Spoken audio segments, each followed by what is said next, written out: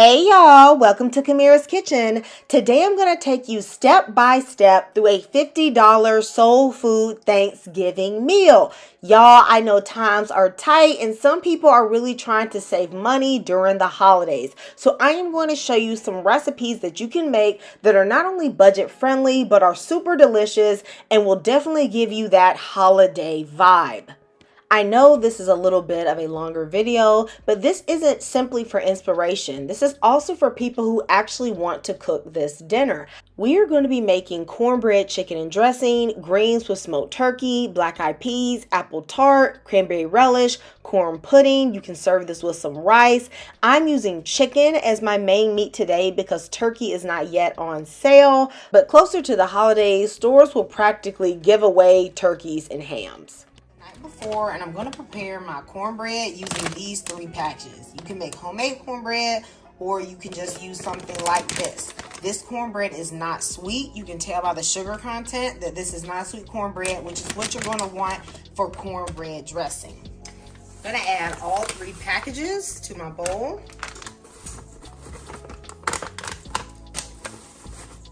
And first I'm going to break up any lumps. Now, I know some people are really against pre-made like cornbread mixes, but at the end of the day, this is just flour, baking powder, a little baking soda and a bit of salt and cornmeal. It's nothing crazy going on here, okay? But you can make yours homemade if you want. Into this, I'm gonna add 2 cups of milk. Now, this milk is like milk that's on the edge of life, okay? It got a little life in it, but it's, a little fermented, all right? Then I'm gonna add 1/4 of a cup of vegetable oil and 2 eggs.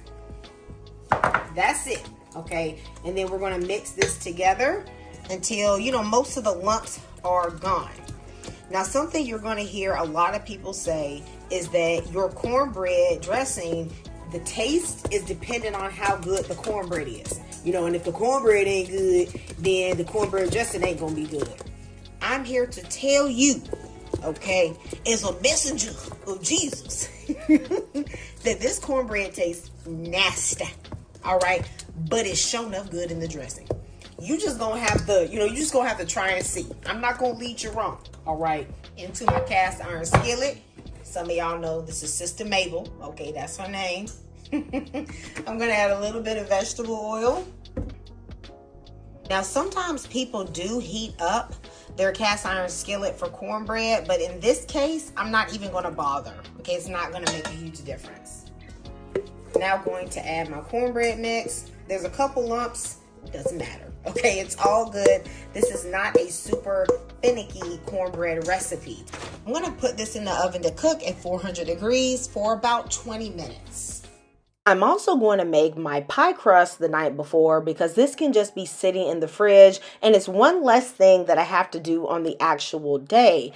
Now, I'm going to weigh my flour. This is the most accurate way to measure flour, and so I'm weighing 300 grams, but I will leave the measurements in cups below. To this flour, I am adding a tablespoon of sugar and a 1/2 teaspoon of salt, and I will be grating in a pinch of nutmeg. That is going to enhance the flavor, okay? I'm going to chop up 2 sticks of frozen butter. While I did not include the cost of flour, sugar, spices, vanilla extract, basically just pantry staples in the $50, I definitely included the cost of butter. So if you get an inexpensive butter, like at Aldi, you can get it for about $2.75 a pound. But if you want to splurge and get a grass-fed butter, it's only about $5 a pound at Costco, and I think that you do taste the difference. I have blended up the flour in my food processor, and first I am going to add 1 stick of butter. This is going to improve the texture of the actual crust because this first stick of butter is going to be grinded into about pebble-sized pieces, but some of them inevitably are going to be a little bit smaller because that's just what happens when you use a food processor. So in order to combat this, I add 1 stick first and I pulse it, and then I am going to add the last stick of butter and only pulse this for about 3 to 4 times. This is going to make sure that the flour is evenly distributed, but I still have large chunks from the second butter that I added in. Into this, I am going to stream 8 tablespoons of ice cold water. You don't want enough water to where this gets sticky. You just need enough water so that the pastry will stay together. If you can press it together and it stays like this and it is not sticky, then you know that you have the perfect consistency. I am going to spread a little bit of flour out onto my clean counter because we do not want no crumbs, baby, in this crust. We are not kneading the crust. Y'all don't get excited and start trying to put your back into it, baby. You are just basically pressing this crust together. We don't want it to be crumbly, but you don't want to work with it so much that you start melting the butter. That would defeat the whole purpose of freezing that butter. So I'm just pressing it and I'm collecting all of those little crumbs. I absolutely love an all butter pastry crust. It is so delicious. It becomes very crispy and very flaky. Let me know if you've ever made a crust like this from scratch. Now, of course, if you don't want to make a crust, you can buy a crust. However, this works out actually to be cheaper than a store-bought crust. Once I press out the crust into a disc, I am going to wrap them in cling wrap and set them in the fridge. If you are making this the day of, you just have to put them in the fridge for about an hour. Since I'm doing this the night before, obviously they will be in here overnight, and I will take them out about 15 minutes before I want to use them so that they'll be a little bit more malleable and able to roll. This cranberry relish is simple but very good. Okay, so I'm gonna add 12 ounces of freshly washed cranberries. Then I'm gonna add pineapple. Now this is a 20-ounce can of pineapple slices that I had to blend up because I didn't have crushed pineapple. But if you have crushed pineapple, just use that, okay? Then I'm adding 1/4 cup of sugar. However, if you like your relish sweeter, you can use 1/2 cup. I'm also gonna add cinnamon, a little bit of clove, and a bit of allspice. Also, just a touch of water because I had to clean out that blender. This is one of the keys to a delicious cranberry sauce, okay? A packet of Jello. Now, you can use orange Jello or strawberry Jello. Some people even tell me they have cranberry Jello. Okay, I've never seen that in stores, but you could use it. Maybe raspberry would be good, but I use orange and strawberry most of the time. I like a little citrus flavor in my cranberry sauce. This is not only going to give your relish a good flavor, it's going to help it get that jelly-like texture. It's really delicious. So if you've never tried Jello in your cranberry sauce, please try it. And I'm going to let this come to a simmer. I'm going to let this cook for about 3 to 5 minutes. So I'm going to check on my cranberries. Now, you're going to know that your cranberry sauce is done well when you start hearing them pop. There's little pops. There you go. Those little pops let you know the cranberries are cooking and they're bursting open, which is what you want. So I'm just going to let this simmer for an extra 3 minutes or so before I take it off the heat and allow it to cool. It's been a few more minutes and the liquids come down just a touch and the cranberries are definitely soft. Now at this stage, I would throw in 1/2 cup of walnuts because I love a crunch in my relish. However, that doesn't fit the budget, so I'm not going to do that. I'm just going to set this on a cool eye on the back to just come to room temperature. I'm going to set this in the fridge and this will set and become jelly-like overnight. This ends the night before prep. Everything else I would make on Thanksgiving Day. The first thing I'm going to start working on is these greens because I am making kale and turnip greens today and they don't take very long at all to cook. So I am going to be simmering the smoked turkey on a back eye just on medium low for a few hours so they can become soft, and then I'll add the kale and turnip greens just during about the last 15 minutes or so. I am doing a somewhat gumbo inspired greens, or at least I was going before, but I accidentally added a little too much water, so it didn't reduce in the way I wanted it to. I am putting in 1/4 cup of dry roux. This is just baked flour that I made at the house, as well as my vegetables and some salt-free Cajun seasoning and my smoked turkey. Y'all, only add like half this amount of water. I don't know what I was doing, but the water I added was just getting out of control, okay? So once I add a little bouillon, I'm going to cut this on medium low and just let this simmer for about 1.5 hours while I start prepping the chicken for the chicken and dressing. My chicken, I really like these free-range chickens or getting organic chicken if I can get it, which is actually the best because I honestly feel like they taste the best. So I'm just gonna give this chicken a nice rinse off. And if you don't want to use like a whole chicken, you can use leg quarters or thighs. That's the best. Okay, I love those pieces. I don't need to dry this off really. I'm just gonna put this to the side. I am gonna go ahead and clean my scissors, even though actually I will be using them again. And I'm gonna clean the sink. It's very important to go ahead and clean the sink right after you wash the meat. You really should be cutting your meat on a plastic cutting board. So what I'm gonna do is I'm gonna put down a towel just to prevent any slipping, and then I'm gonna put down my cutting board. Now, it doesn't matter if that gets soaked with a little bit of chicken juice because I'm immediately going to take that up and wash it, all right? I have tons of these like little cheap kitchen towels that I wash all the time. So I have my chicken here, okay? And I'm gonna cut out the backbone, and that's what I'm gonna use. This backbone and the dark meat is what I'm gonna use for the chicken and dressing, and I'm gonna save the breast. If you have a sharp pair of kitchen scissors, it should be able to go through the bones of this chicken fairly easily. All right, I'm gonna cut around this thigh bone. And no, you don't need to take this off, okay? You can leave this. I'm gonna put this to the side in my Instant Pot liner because I'm gonna be cooking my broth in the Instant Pot. Now I want a decent amount of chicken in my chicken and dressing, but I don't want it to, go crazy, at least not on this recipe. So I'm gonna take the thigh and the leg, and I'm gonna put that in the pot. Since I'm mostly making broth of this, and I'll pick the skin out anyway, you don't really need to, trim that or anything. I'm going to use these breasts and the wings kind of like the showcase meat of this meal. That way people can still chew on chicken, but they'll also have tons of protein in the dressing. The real flavor of the chicken and dressing is going to come from this broth, all right? So if you season this well, you're not going to have to add a lot to the dressing itself. So here's a bundle of herbs from my garden. I have thyme, rosemary, oregano, a little bit of sage, and parsley.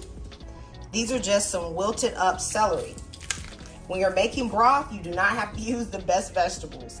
I like to put like freakishly small vegetables in here in the broth as well. So like this is a really tiny carrot, I'm gonna throw that in. Onion skins, this is like cut-offs of celery, onion bits, and then just one onion that I have.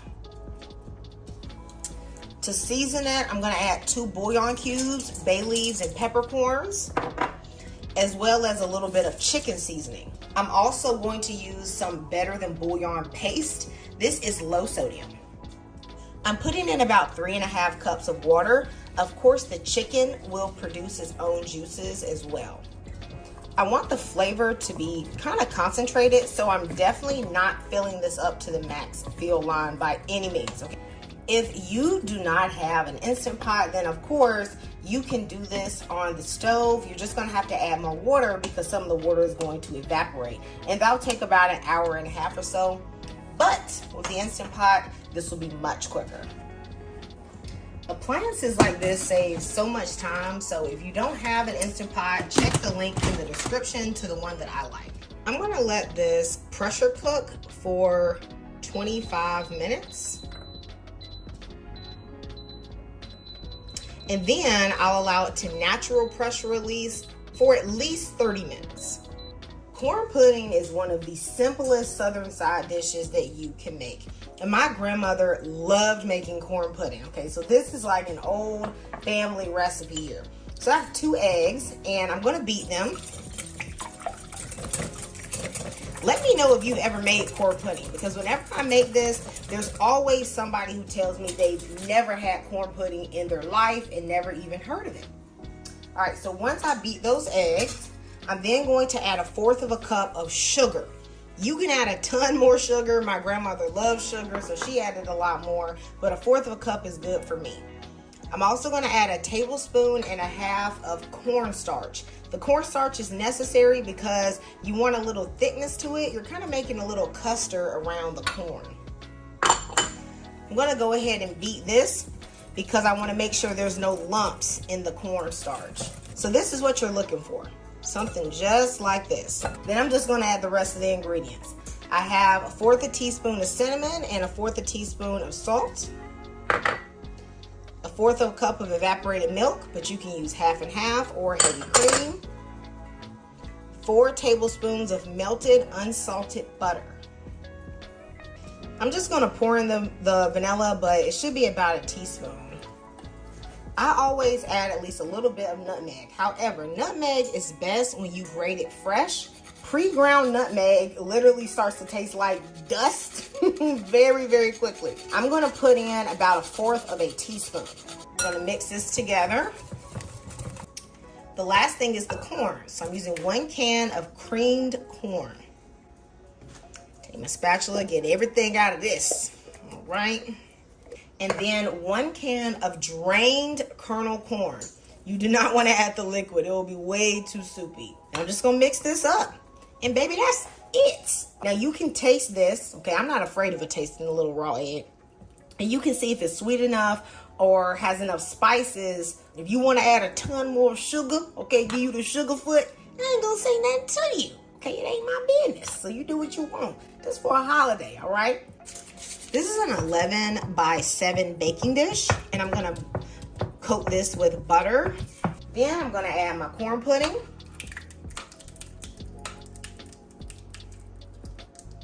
The thing about corn pudding is that you don't want to use a dish that is way too small. You need this to be able to spread out in a somewhat thin layer because you want it to cook well.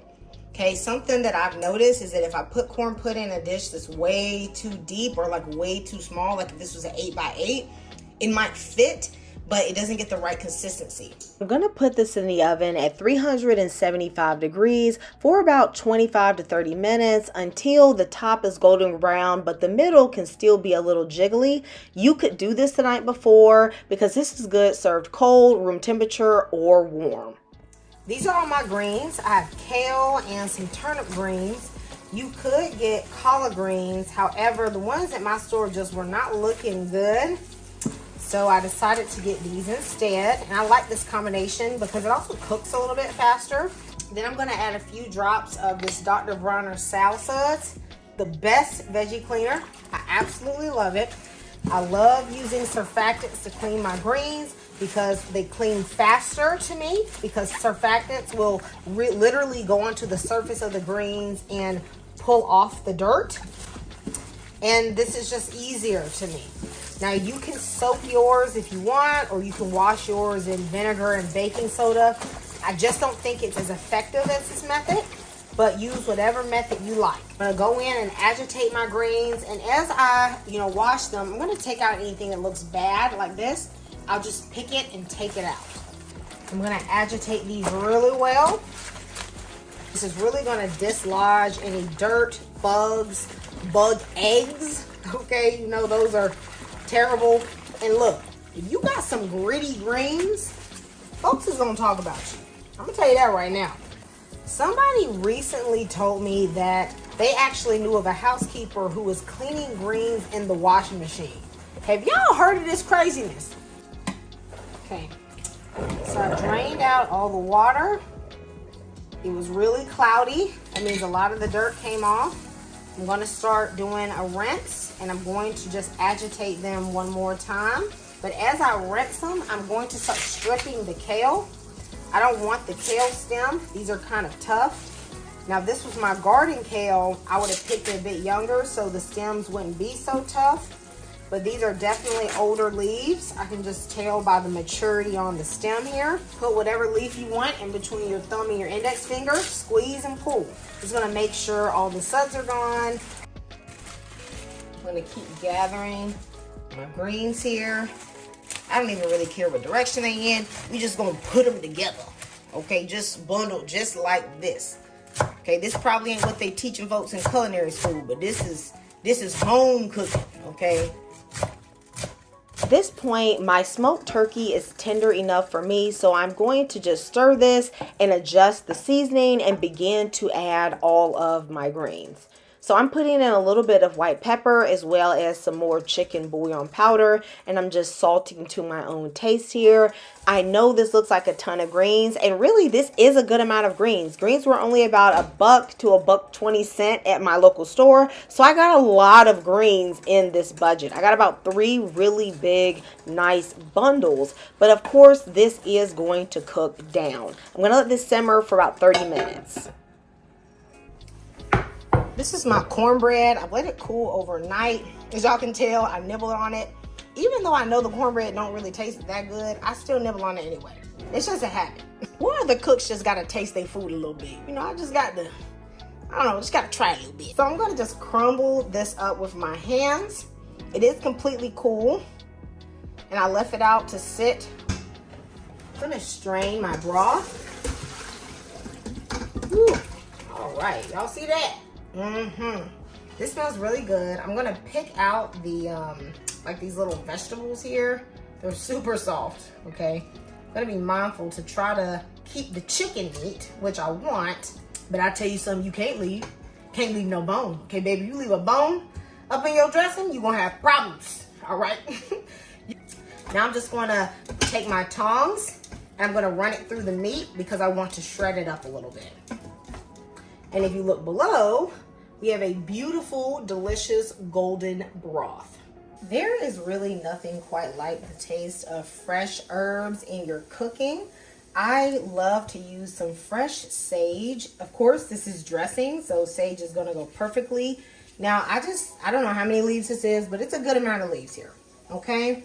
I picked these fresh from my garden, and you can use a decent amount because fresh is not quite as strong and concentrated as dry. So it's not gonna be as overpowering as you might think it's gonna be. I'm also going to add some rosemary.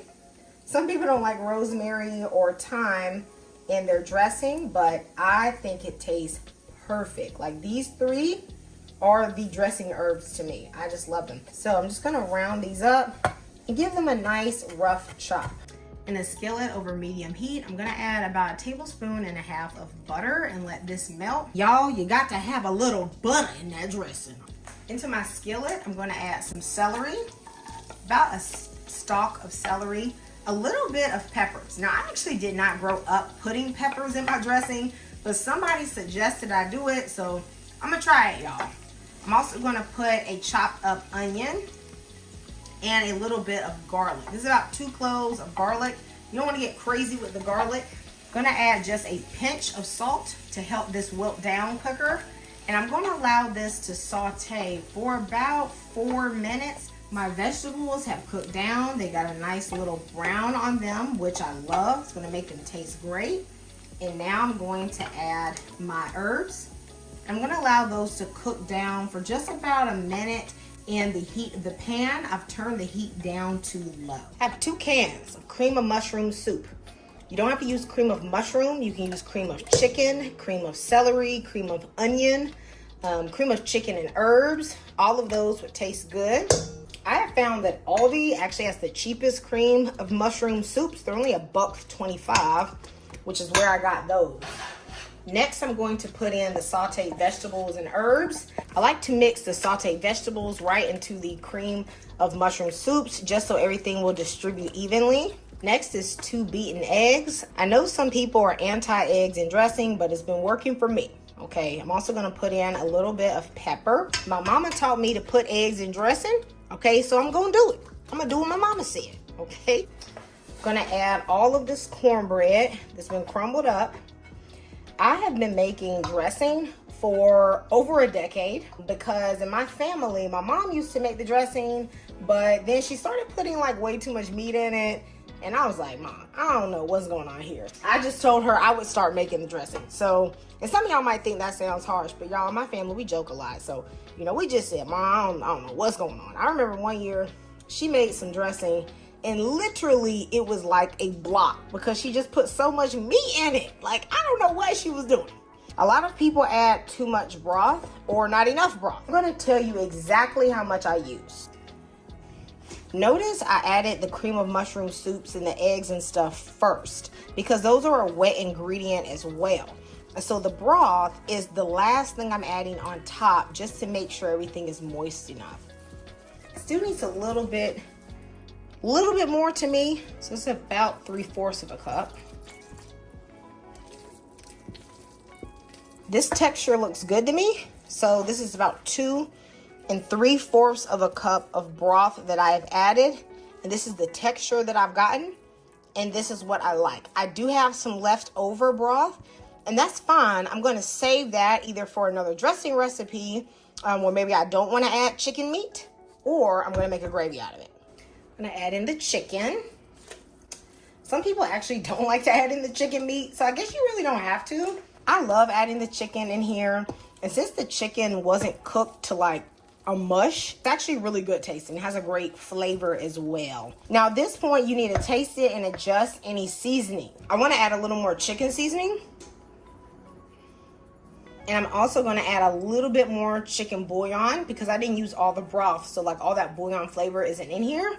And a little bit more pepper. I added some pepper earlier, but I feel like it needs a touch more. This is a 9x13 baking dish. I am going to rub it down, okay, give it a little rub down with some butter. I'm gonna add my dressing mixture. This looks so good. And y'all, this is family style. So as you can see, this makes a nice big pan of delicious dressing. Very tasty dressing. Baby, you start bringing this dressing to your family gatherings. Hey, just start making it for your immediate family. Baby, you gonna be making dressing, okay, every time. They ain't gonna get nobody else to do it. And I know how some of y'all are. Some of y'all don't tell nobody y'all recipe. Y'all gonna be like, this is a secret recipe. No, good and well you got it from this channel. But that's okay. I ain't mad at you. I ain't mad at you because I know you gonna be out there making dressing to the day you can't walk no more. I'm gonna bake this at 375 for about 55 minutes to an hour and 5 minutes. You want to check it and see when it's nice and golden brown. I am by no means a brand snob. However, I will say that I like this brand of black eyed peas over the Great Value brand. I feel like they are just prettier and they cook up a little bit better. I'm going to rinse them. Any of your beans float to the top, that's how you're going to know that some of them are bad. But I don't see any floating right now. Okay, these seem to be really good quality beans. You do not add beans straight from the bag to your pot, okay? They can be dusty, so you do need to at least rinse them. I'm gonna start to saute the vegetables for the black eyed peas. So I'm gonna add a little bit of oil and then the Trinity, okay, that's celery, onion, some peppers. Put in a few cloves of fresh garlic. I'm gonna saute this for about 30 more seconds. My veggies are now nice and golden brown. That's what you're looking for. You could do these in the bottom of the Instant Pot, but I like to do them in a skillet because I think it's a little quicker. To the Instant Pot, I'm going to add the black eyed peas. I'm going to use the broth from the chicken. That broth has a lot of flavor, so I'm just going to cook my beans in it. Be super delicious. I'm going to season this with a little bit of salt-free Cajun seasoning, smoked paprika, and some thyme. Then you want to add in your sauteed vegetables. Now, a lot of people may wonder if you can do this on the stovetop. Absolutely. Okay, you can follow the same method, except instead of sauteing in a skillet, you just saute it in the pot you want to cook it. Add everything, plus maybe a few extra cups of broth, and simmer for about an hour to an hour and a half until it's tender. Also going to add a bay leaf.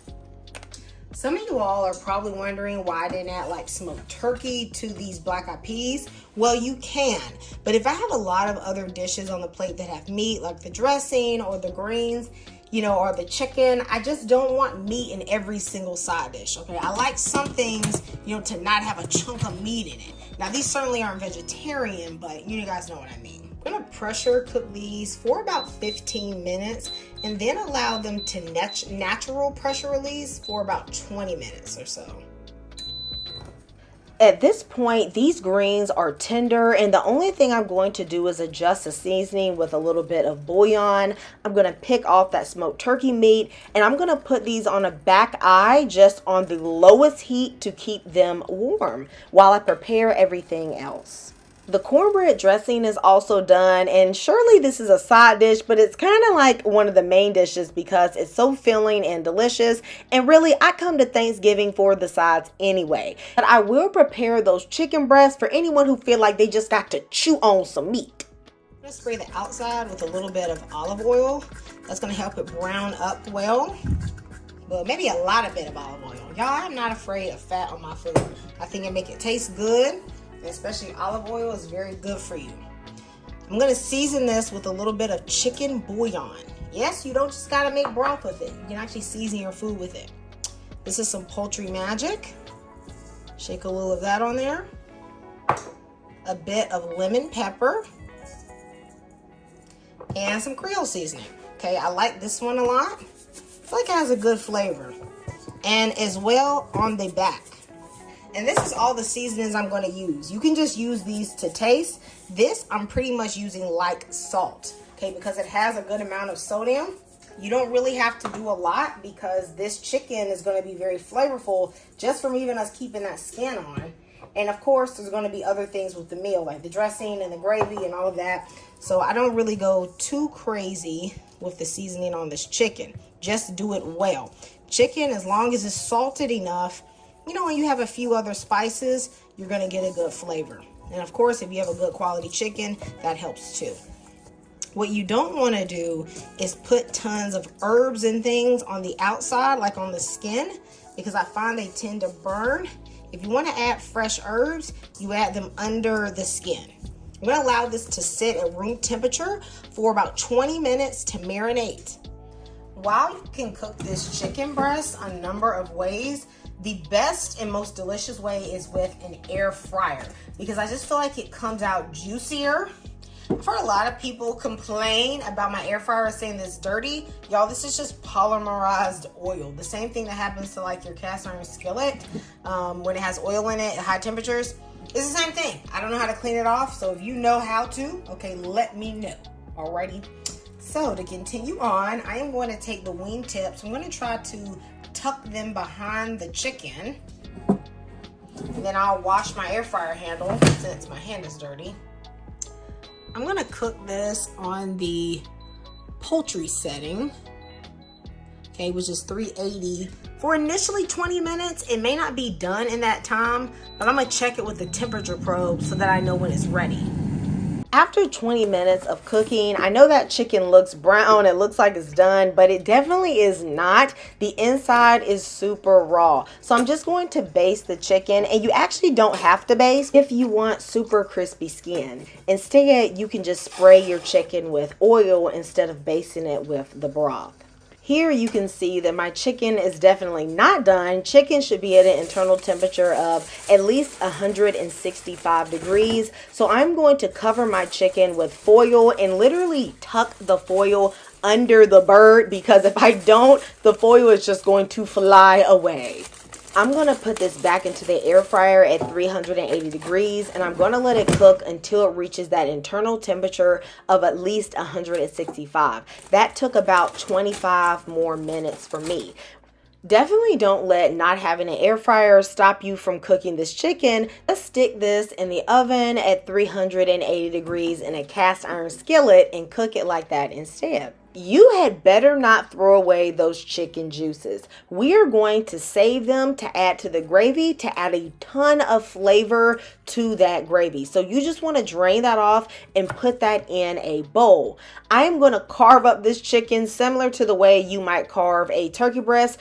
I'm going to tell y'all right now, okay, I am not a pro carver. I'm just doing the best I can. And really, this is best done with a serrated knife, which I do not have. Y'all, my dad carved up the turkeys at every Thanksgiving. I don't even be getting into it, okay? But I am going to chop this turkey breast into some slices, and this can be served on a platter. All I would do is arrange my sliced turkey breast with the wings on the side and carve off that meat. And then I would also save that bone and make a broth out of that just for another day. And y'all, you got some juicy and delicious chicken. My chicken actually came with some giblets, so at the side I had the turkey neck and the giblets just simmering with some water so that I could get a broth.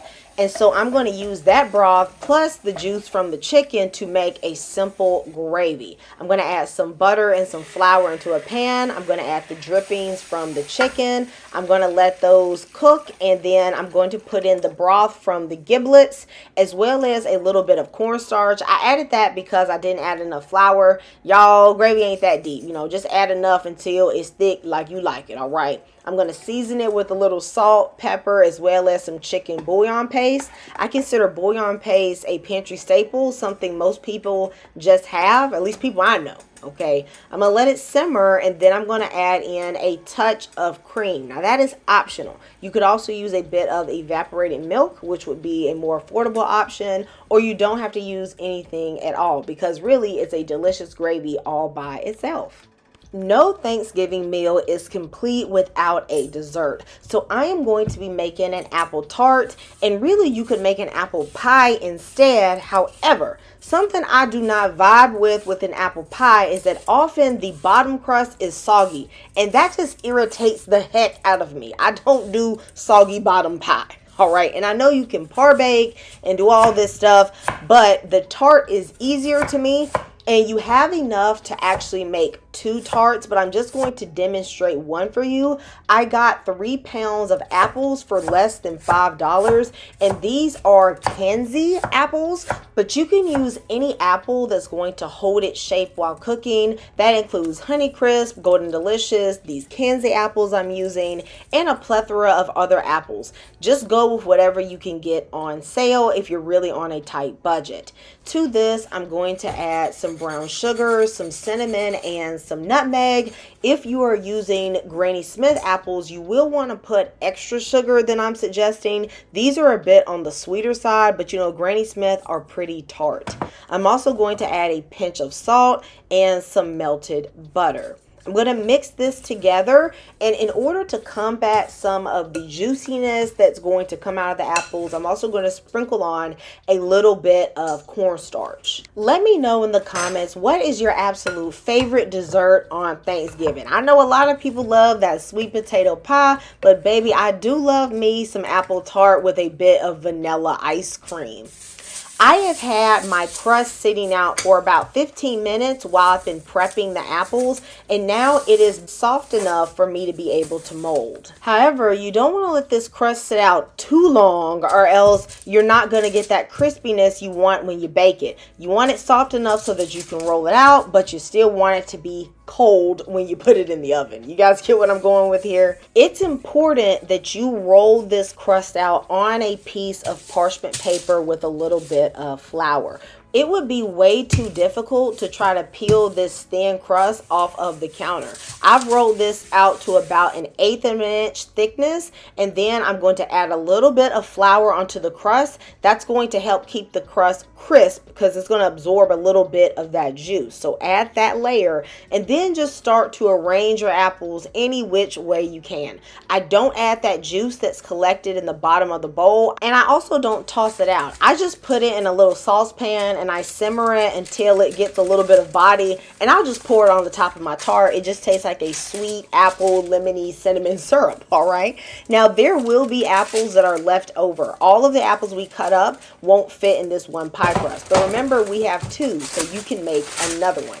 If you want to do 2 tarts, it'll take about 6 to 7 apples. Brush the edge of your crust with a little bit of an egg wash, and then you're going to sprinkle on some sugar and a bit of cinnamon. That sugar is going to give your crust a nice crunchiness, and it will look super beautiful. I have had the oven preheating to 350 degrees. I'm going to bake this in total for about 1 hour. At the 55-minute mark, I thought the crust looked good, but the apples were still a little bit too firm for me, so I covered it up with foil and let it cook the rest of the way. I allowed this tart to cool down completely before cutting it, and as you can see, this crust is super crispy. When I tell you this is a super delicious dessert, I don't know how you would not love this. The bottom is buttery and crispy. The apples are sweet and spicy. I love this, and my neighbors I shared this with loved it as well. Tell me you all's thoughts on this $50 Thanksgiving meal. I thought I did a good job. Everything was good. There was a little bit of variety. I feel like you could feed at least 5 people very comfortably with this meal, and everybody will walk away feeling like they definitely had a good Thanksgiving. I would add a little bit of rice to pair with those black eyed peas, and I would be ready to throw down on Thanksgiving. Let me know your thoughts in the comments, and I'll see you next time. Goodbye, and God bless.